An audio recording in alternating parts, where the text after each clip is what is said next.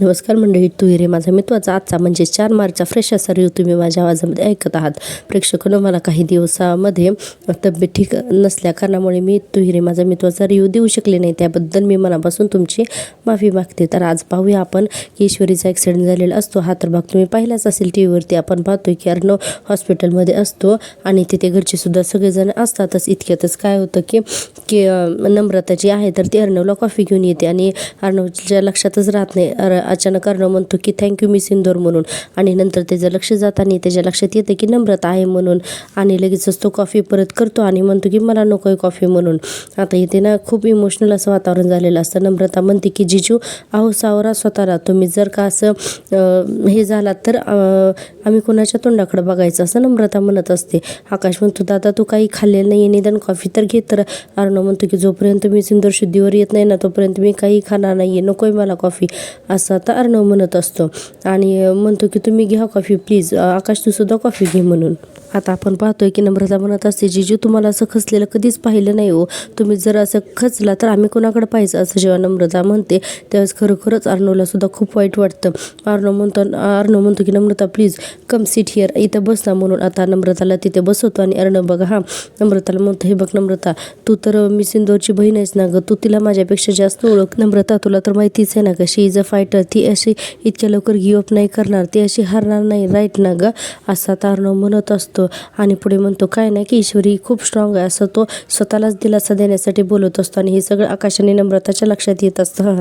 आकाश आता अर्णव म्हणतो की मी आत्ताच तिच्या गणू बाप्पाशी बोललो आणि मला आत्ताच असं फिलिंग आलं की की ती लवकरात लवकर बरी होणार आहे, आणि म्हणतो की ती लवकरात लवकर फाईन होणार आहे. आता नम्रताला अर्णवच्या भावना सगळ्या समजत असतात की अर्णवला काय म्हणायचं आहे ते. आणि नम्रता नंतर आकाशलाच म्हणतो की डोंट वरी, सगळं काही ठीक होईल बरं का म्हणून. आणि आता नम्रता अर्णवकडे फक्त बघतच असते की खरंच अर्णवचं किती प्रेम असतं ईश्वरीवरती, हे आज नम्रताला आणि आकाशला कळूनच चुकतं.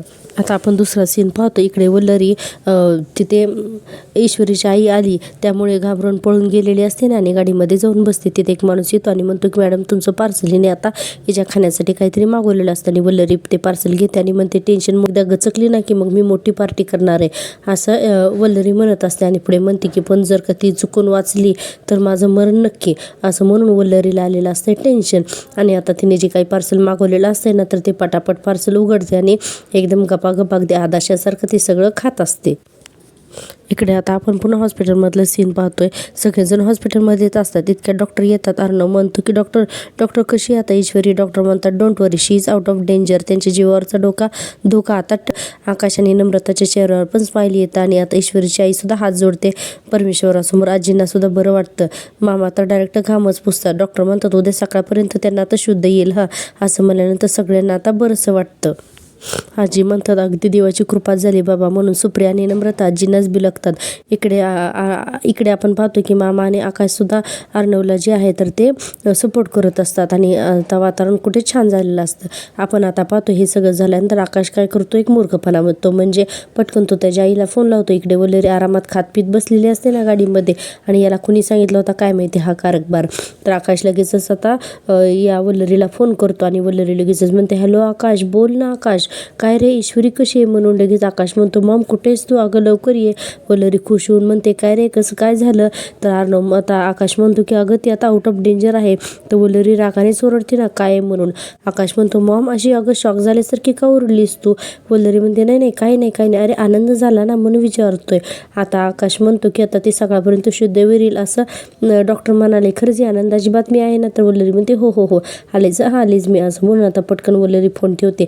पण वल्लरीला इतका राग आलेला असतो ना की आता ईश्वरी वाचली म्हणून की बस बापरे, वल्लरी तर अक्षरशः घामच पुसायला लागते गाडीमध्ये बसून. आता पहा आकाशचा फोन ठेवल्यानंतर वल्लरी डायरेक्ट एका मंगेश नावाच्या मुलाला फोन करते आणि त्याला म्हणते मला अर्जंट काही वस्तू हवा आहेत, मी लोकेशन पाठवते, तिथे ताबडतोब पाठवून द्या म्हणून. आणि आता आपण पाहतोय की पुढचा सीन. इकडे हॉस्पिटलमध्ये मामा सगळ्यांना सांगत असतात की डॉक्टरांनी सांगितले आज हॉस्पिटलमध्ये फक्त एकाच व्यक्तीला किंवा 2 व्यक्तींना इथं थांबता येऊ शकतं, सगळेजण इथे नाही थांबू शकत. अर्णव म्हणतो मामा तू एक काम कर, आजीला घेऊन तू घरी जा आणि आकाश तू एक काम कर, या दोघींना ना घरी सोड. आता सुप्रिया म्हणते की अर्णव मला नाही राहणार घरी, मी इथेच थांबते म्हणून. असं सुप्रिया आता हट्टच करायला लागते. मामा म्हणतात अर्णव ठीक आहे, त्याची आई आहे तर ते बरोबर आहे, ते राहू दे म्हणून. अर्णव म्हणतो की ओके ठीक आहे. अर्णव म्हणतो ठीक आहे, मी दोघी इथं थांबतो, तर तुम्ही सगळेजण घरी जा म्हणून. इतक्यातच आजी म्हणतात चिंटू अरे ती शुद्धीता आल्याशिवाय माझा तर जीव घरी राहावेल का रे. तर अर्णव म्हणतो आजी डोंट वरी, रिलॅक्स, काही नाही होणार, सगळं काही ठीक होईल. डॉक्टर काय म्हणाले ते माहिती ना तुला, की ती आता धोक्याच्या बाहेर आहे आणि सकाळपर्यंत ती शुद्धीवर सुद्धा येईल. असं आता अर्णव आजीला समजावून सांगतो आणि आता सगळेजण घरी जाण्यासाठी निघतात. आणि अर्णव म्हणतो की हे बघ आजी, तिला जर का शुद्ध आली ना तर मी आकाशला फोन करीन आणि तो तुला घेऊन लगेचच हॉस्पिटलला येईल असं अर्णव म्हणतो. आणि म्हणतो हे बघ तुझ्या औषध गोळ्यांची सुद्धा वेळ झाली, त्यामुळे तू प्लीज घरी जा म्हणून, आणि मामा घेऊन जा असं म्हणून सांगितल्यानंतर नम्रता म्हणते की बरं आई तूही मला आता फोन करत राहा हां. आता सुप्रिया म्हणते नमू सांभाळून जा हां. आता मामा अर्णवला सांगत असतात अर्णव हे बघ तू तुझी काळजी घे हां. आजी म्हणतात आणि काहीतरी खाऊन घे हां अर्णव. आणि सुप्रियाला आजी सांगतात की तुम्ही पण काळजी घ्या म्हणून. आणि आता मामा आजी आकाश आणि नम्रता हे सगळेजण हॉस्पिटलच्या बाहेर जातात हां. म्हणजे हॉस्पिटलच्या बाहेर आपल्याला गेलेले दाखवलेत. आणि इकडे सुप्रिया जी आहे तर ती ईश्वरी ज्या रूममध्ये आहे ना तर तिथल्या काचेतून आतमध्ये बघत असते. आता अर्णव सुद्धा तिथून पाठीमागे येऊन ईश्वरीकडेच पाहत असतो. आता अर्णव सुप्रियाला म्हणतो की don't worry, she is fine म्हणून. आणि अर्णव आता सुप्रियाला सुद्धा दिलासा देतो. आता आपण पाहतोय की पुढचा सीन. आपण आता दुसरा सीन पाहतो. इकडे सगळे हॉस्पिटलमधून बाहेर गाडीपाशी आलेले असतात आणि मामा म्हणत असतात की अरे वल्लरी कुठे आहे. तर आकाश म्हणतो मामाला फोन केला होता तर त्यावेळेस तर ती येते म्हणाली होती. मामा म्हणतात की वल्लरी पण, आणि हे सगळं वल्लरी झाड आडून ऐकत असते, पाहत असते. आता मामा जेव्हा फोन करतात तेव्हा वल्लरी जरा लांब जाते आणि फोन उचलते. आणि मामा बघा मामा आपलं चांगलं विचारतात की वल्लरी कुठे आहेस तू म्हणून. तर लगेच वल्लरी म्हणते हां बोला. मामा म्हणतात अगं बोला, काय बोला, कुठे आहेस तू, मला वाटलं होतं की तू गाडीजवळ असशील. तर वल्लरी म्हणते तुमचा ना माझ्यावरती ना विश्वासच नाही आहे, मी ज्योतिषाकडे आली आहे. मामा म्हणतात ज्योतिषाकडे, तर आणि आत्ता या वेळेला कशासाठी. आता बघा हां वल्लरी लगेचच काय खोटी नाटी कारणं सांगते की अहो त्या ईश्वरीच्या दीर्घायुष्यासाठी पूजा घालणार आहे मी, त्यासाठी कुठला चांगला मुहूर्त आहे मी, तर ते विचारण्यासाठी आले. झालं कसं म्हणतात तुमचं असं म्हणून फोनच कट करून टाकते वल्लरी डायरेक्ट. मामा म्हणतात हॅलो आणि फोन ठेवून लगेचच म्हणतात की आई अगं सूर्य आज कुठल्या दिशेला उगवला होता गं. तर आजी म्हणतात का रे काय झालं. तर मामा म्हणतात ईश्वरीच्या दीर्घायुष्यासाठी वल्लरी ज्योतिषाकडे गेली आहे पूजेचा मुहूर्त काढायला. आजी म्हणतात जाऊ दे रे, काहीतरी चांगलं काम करते ना ते, मग झालं तर. मामा म्हणतात हो झालं तर ते आहेच म्हणा, बरं चला म्हणून सगळेजण आता तिथून निघून जातात. आणि वल्लरी हे सगळं पाहते आणि सगळं गेल्यानंतर ती आता तिथे गाडीपाशी येते. आता सगळ्या तिथं गाडीमध्ये बसून गेल्यानंतर वल्लरी तिथे येते. इतक्यातच तो मंगेश नावाचा माणूस येतो आणि त्याला ते पार्सल देतो. आता वल्लरी ते पार्सल घेते. त्याच्यामध्ये बघा हां ईश्वरीला मारण्यासाठीच एक इंजेक्शन असतं आणि हे ते इंजेक्शन ती तिच्या पर्समध्ये ठेवून देते. आणि आता आपण पाहतोय पुढचा सीन. इकडे हॉस्पिटलमधला आपण सीन पाहतोय की ICUच्या काचेमधून पहिल्यांदा सुप्रिया आणि अर्णव दोघेही ईश्वरीला बघतात. आता अर्णव एकदम हताश होऊन त्या बेंचवरती तिथल्या जाऊन बसलेला असतो आणि हे सगळं सुप्रिया बघते. आता सुप्रिया सुद्धा अर्णवच्या इथे जाते आणि अर्णवच्या शेजारीच त्या बाकड्यावरती बसते आणि म्हणते की अर्णव मला थोडंसं बोलायचं होतं म्हणून. अर्णव म्हणतो काय बोलायचं होतं. तर सुप्रिया म्हणते सॉरी मगाशी ईश्वरीच्या काळजीपोटी जरा मी तुम्हाला जास्तच बोलले. तर अर्णव म्हणतो मिसेस देसाई प्लीज असं सॉरी म्हणू नका. तुम्ही एक आई म्हणून तुम्हाला काय वाटत असेल ना तर ते मला कळतंय आणि हे मी समजू शकतो आणि म्हणूनच तुम्ही बोलला असाल म्हणून. आणि पुढे अर्णव म्हणतो की आणि मला नाही वाईट वाटलं, त्यामुळे सो प्लीज तुम्ही वाईट वाटून घेऊ नका. आता बघा हां आता सुप्रिया म्हणते की एक आई म्हणून आणखीन एक ओझ आहे माझ्या मनावरती गेले 2 महिने झाले. सुप्रिया म्हणते माझ्यामुळे माझ्या मुलीचा संसार, असं म्हणून सुप्रिया रडायला लागते. अर्णव म्हणतो प्लीज रडू नका तुम्ही, प्लीज रडू नका. सुप्रिया म्हणत असते की अर्णव मला येशूचा खूप मोठा आधार आहे हो. आणि पुढे म्हणते की लढते ती माझ्यासाठी प्रयत्न करते, धीर देते मला, पावली अगदी मला सांभाळून घेते असं आता सुप्रिया सांगत असते. अर्णव म्हणतो की आय कॅन अंडरस्टँड म्हणून. आणि पुढे बघा हां सुप्रिया कंटिन्यू रडतच असते. आता सुप्रिया पुढे म्हणते की पण अर्णव हे सगळं सांगण्यामागे माझा दुसरा कोणताही हेतू नाही आहे हां. आणि अर्णवला हे सगळ्या गोष्टी समजत असतात. सुप्रिया म्हणते पण खरंच मनापासून सॉरी. अर्णव म्हणतो की मिसेस देसाई प्लीज तुम्ही प्लीज रिलॅक्स व्हा, तुम्ही ना असं फार विचार करू नकात आणि सारखं सॉरी तर अजिबातच म्हणू नकात असं अर्णव म्हणतो. आणि म्हणतो की आता ती धोक्याच्या बाहेर आहे ना त्यामुळे सगळं काही छान होईल, त्यामुळे प्लीज तुम्ही शांत राहा, घेऊयात चला थोडंसं असं म्हणून. आता सुप्रिया आणि अर्णव दोघंजण सुद्धा नाश्ता करण्यासाठी तिथून जातात. आणि बघा हां हीच वेळ साधून नेमकी वल्लरी तिथे येते. आता सुप्रिया आणि अर्णव तिथून निघून गेल्यानंतर वल्लरी बघा अतिशय खुनशी वृत्तीने तिच्या रूममध्ये येते आणि त्या रूममध्ये येऊन आपण पाहतो की हे वल्लरीचं सुद्धा ना कुणीतरी मोबाईलमध्ये शूट करत असतं आणि ही वल्लरी एक इंजेक्शन घेते आणि ते सिरेंज भरून आता ईश्वरीच्या सलाईनमध्ये ती देणारच असते. आणि आता हे खूप म्युझिकली आणि हे बराच वेळ हा सीन चाललेला आहे. तुम्ही टी व्हीवरती हा सीन नक्की बघा आणि हो प्रेक्षकांनो, मी दिलेला रिव्ह्यू आवडत असेल तर प्लीज माझ्या चॅनलला सबस्क्राईब करा. आता आपण पाहतोय की वल्लरी जी आहे तर ती त्या सलाईनमध्ये ते सिरेंज भरलेलं इंजेक्शन आहे त्यांना तर ती देणारच असते. इतक्यातच तिला बाहेर त्या काचेमधून सुप्रिया दिसते आणि कोणाच्या तरी पावलांचा आवाज सुद्धा येतो. वल्लरी इकडे पाहते, इतक्यातच तिला तिथे सुप्रिया दिसते आणि सुप्रियाला बघून बापरे, वल्लरी एवढी घाबरते ना की वल्लरी लगेचच लपते आणि म्हणते की सुप्रिया आणि इथे म्हणून एवढी घाबरते. आता ही काही ते आले म्हणून म्हणते की मला लपायलाच हवं, पण कुठे लपू हे काही तिला कळतच नाही.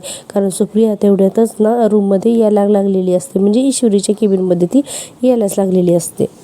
आता रूममध्ये सुप्रिया येणार या भीतीनेच वल्लरीला काही समजत नाही आणि तिच्या हातातून ते सिरेंज आणि ती जी इंजेक्शनची बाटली असते ना तर ती खालीच पडते आणि आता कुठं लपावं याचा विचार करतच असते वल्लरी. इतक्यातच तिला तिथे डॉक्टरांचा युनिफॉर्म दिसतो आणि आता सुप्रिया आतमध्ये येते तर आपण पाहतो की वल्लरीने तोपर्यंत युनिफॉर्म घातलेला असतो, म्हणजे तो हिरवा ड्रेस नसतो का हॉस्पिटलचा, तर तो घातलेला असतो, मास्क वगैरे घातलेला असतो आणि ही वल्लरी जी आहे तर ती ईश्वरीचं चेकअप करत असते हातामध्ये फाईल वगैरे घेऊन आणि हे सगळं सुप्रिया पाहते.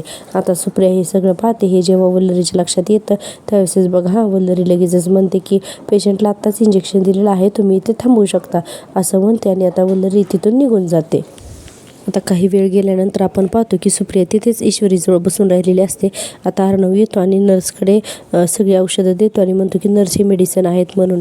आता सुप्रिया म्हणते की अर्णव तुम्ही काही वेळ इथे बसा, मी थोडा वेळ बाहेर थांबते असं म्हणून सुप्रिया आता बाहेर जाऊन बसते आणि अर्णव ईश्वरीच्या जवळ तिथे स्टूलवरती बसून राहतो. आपण पाहतोय आता अर्णव ईश्वरीच्या जवळ बसतो, तिचा हात हातात घेतो आणि म्हणत असतो की मी सिंदूर आता लवकर बरी हो आणि डोळे उघड बरं असं म्हणून तिचा हात हातामध्ये घेऊन त्याच्यावरती असा डोका ठेवलेला असतो आणि इतक्यातच ईश्वरीच्या हातांची जी आहे तर ती हालचाल सुरुवात होते आणि हालचाल सुरुवात होत असते आणि ईश्वरी ना थोडीशी शुद्धीवर येण्याचा प्रयत्न करत असते, पण अर्णवने अगदी तिच्या हातावरती डोकं ठेवलेलं असतं त्यामुळे त्याच्या काही ह्या गोष्टी पटकन लक्षात येत नाहीत. आणि आपण पाहतो की इकडे ईश्वरीला ते आठवत असतं की कसं गुंडांनी तिला मारलेलं असतं आणि हे सगळं ती बेशुद्ध अवस्थेत आठवत असते आणि आता अर्णव सर म्हणून ईश्वरी ओरडायला लागते. आता अर्णवला जेव्हा कळतं की ईश्वरी अर्णव सर म्हणते त्यावेळेस अर्णव म्हणतो की मी सुंदर काय सांगायचं आहे तुला, काय प्रयत्न करते. इतक्यातच आपण पाहतो की तिथे जे ठेवलेल्या मशिनरीज असतात तर त्यांचा बीप चालू होतो आणि आता तिथे ना स्ट्रेट लाईन यायला लागते. आता अर्णव इतका घाबरतो ना, मी सुंदर डॉक्टर करून खूप जोरजोरात ओरडायला लागतो आणि अर्णव एवढा गोंधळ करतो पटकन नर्स डॉक्टर या सगळ्यांना ना तो बोलवूनच घेतो. आणि आता आपण पाहतो की दुसरा सीन, इकडे वल्लरी बाहेर येते आणि गाडीवरती हात आपटत असते आणि इतक्यातच तिला त्या उदय शिर्केचा फोन येतो आणि म्हणते काय आता, तर तो म्हणतो काय म्हणजे माझे पैसे हवेत पूर्ण, ते हे 50 लाख. वल्लरी म्हणते कसले पैसे मागताय हो तुम्ही, आपलं काय ठरलं होतं ते विसरलात का. तर तो उदय शिर्के म्हणतो तू सांगितल्याप्रमाणे मी केले ना त्या ईश्वरीवरती मी हल्ला केला ना, मग आता काय प्रॉब्लेम आहे तुला. तर वल्लरी म्हणते हो पण तुम्ही हल्ला केला पण त्या तिचा जीवनही नाही गेलेला, माझं काम अजूनही झालेलं नाही आहे, ते ईश्वरी जिवंत आहे असं तर त्या गाडीवरती हात आपटून वल्लरी म्हणत असते. आणि आपण पाहतोय की इकडे डॉक्टर नर्स वगैरे सगळे येतात, सुप्रिया पण येते. नर्स म्हणते काय झालं, तर डॉक्टर तर अर्णव म्हणता ही ती काहीतरी बोलण्याचा प्रयत्न करत होते आणि अचानकच बोलता स्टॉप झाली आणि काहीच बोलेनशी झाली ती आणि या सगळ्या लाईन्स पण एकदम क्लिअर सरळ झाल्या. काय झाले तिला, बरी आहे ना ती. आता ती नर्स लागते ना हसायला. आता अर्णव म्हणतो अहो नर्स तुम्ही हसताय का, काय झालं. तर ती नर्स म्हणते सर तुम्ही तुमच्या वाईफवरती ना खूप प्रेम करताय म्हणून तुम्ही इतके पॅनिक झालायत. आता सुप्रियालाही कळत नाही. आता नर्स म्हणते हे बघा हा नॉब निघाला आहे, मग आता कनेक्शन गेल्यानंतर लाईन सगळ्या सरळच येणार ना, त्यात काय एवढं. आता असं म्हणल्यानंतर सगळं सुप्रिया आणि अर्णवच्या लक्षात येतं. ती नर्स हसत असते अर्णववरती.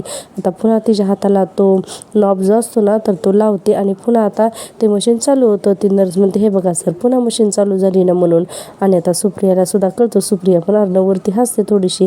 अर्णवला थोडं ऑकवर्ड झाल्यासारखं वाटतं आणि आता सुप्रिया पुन्हा बाहेर जाऊन थांबते आणि आपण पाहतोय की अर्णव तसाच ईश्वरीच हातात घेऊन बसतो आणि आणि अर्णवच्या पायापाशीच वल्लरीकडून पडलेलं सिरिंज आणि इंजेक्शन हे तिथंच असतं.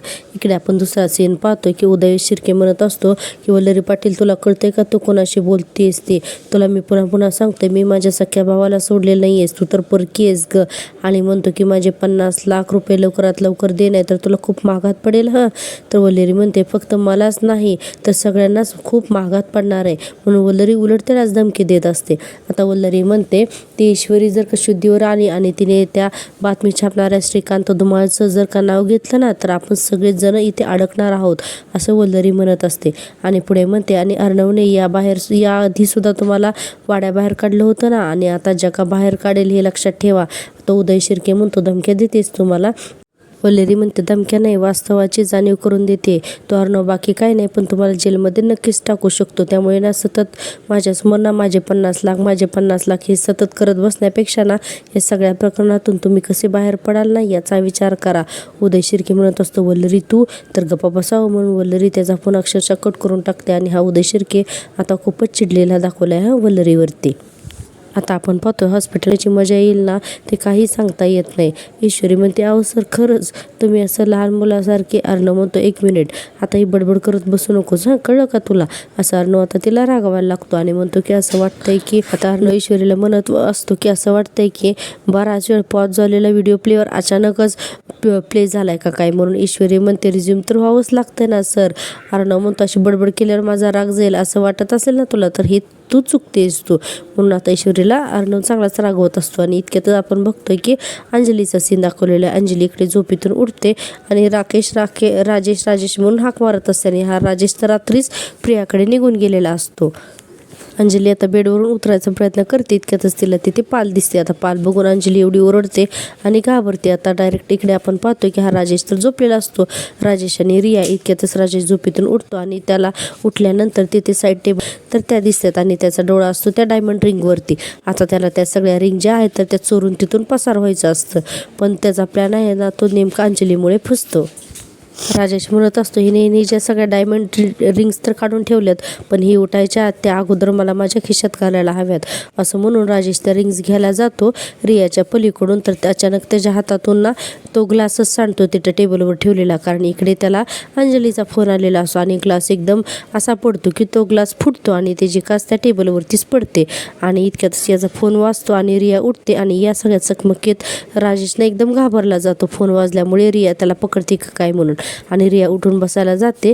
इतक्यातच आपण पाहतोय की रियाचा हातच उठताना त्या ग्लासच्या काचेवरती फुटतो आणि फुटलेल्या काचा रियाच्या हातात घुसतात. एकदमच राजेशला की तिचा हातात घेतो, पण रियाच्या हाताला एका ज्या रक्त लागलेलं असतं ते राजेशच्या शर्टला सुद्धा ते रक्त लागतं. आणि रिया म्हणत असते की सर्वेश बघ ना, मी झोपल्यावरती तुम्हाला सोडून जाणार होताच का रे? तर राजेश म्हणतो की नाही रिया, अगं मी ना मला पाणी हवं होतं म्हणून मी तिथलं पाणी घ्यायला गेलो होतो, पण तेवढ्यातच आहे ना माझा फोन वाजला आणि ही सगळी गडबड झाली ग. फोन वाजला आणि ग्लास पडला आणि आता पुन्हा अंजलीचा फोन वाजतो. तर राजेश म्हणतो की कोणाचा जीव जातोय काय माहिती, आणि म्हणतो 1 मिनिट आहे तो पकड मी बघतो. आता राजेशच्या शर्टला रक्त लागलेलं आहे आणि आपण पाहतोय की फोन असतो अंजलीचा. आता राजेश हा फोन उचलतो आणि अंजलीकडे त्याला सांगत असते की तुम्ही लवकरात लवकर घरी या, आणि असे कसे कुठे निघून गेलं ते सगळं राजेशला ती विचारत असते. राजेश बघा हा फोनवरती खोटं सांगत असतो. पहाटेच मला NGO मधून फोन आला, 3 मुलांना कुणीतरी किडनॅप केलेलं होतं आणि या सगळ्या प्रकरणामध्ये मला बाहेर यावं लागलं, असं राजेश आता खोट्या नाट्या गप्पा मारायला लागतो अंजलीला. राजेश म्हणतो की त्या रेस्क्यू ऑपरेशनमध्ये मदत करायला मला बोलवलं आहे. अंजली म्हणते, हो मला खूप भीती वाटते, तुम्ही ताबडतोब या बरं प्लीज. तर राजेश म्हणतो, हे बघ बाळा इथे अडकलोय मी, त्यामुळे लगेच निघता नाही येणार मला. अंजली म्हणत असते, अहो असं काय करता, एरवी ऐकते ना मी सगळं तुमचं, आज तुम्हाला माझं ऐकावंच लागेल, प्लीज घरी या. म्हणून अंजली डायरेक्ट फोनच ठेवून टाकते. आता राजेश सुद्धा वैतागतो ना आणि म्हणतो की डोक्याची मंडई करते ही बावळट बायको, असं राजेश मनातच म्हणत असतो. इकडे रिया हाताला लागलेला असतं आणि म्हणत असते की सर्वेश बेबी बघणारे, मला जास्त डीप कट तर नाही ना झालेला.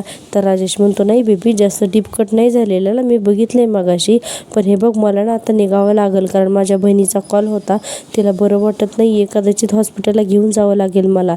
आणि रिया म्हणत असते, पण बेबी आय नीड यू.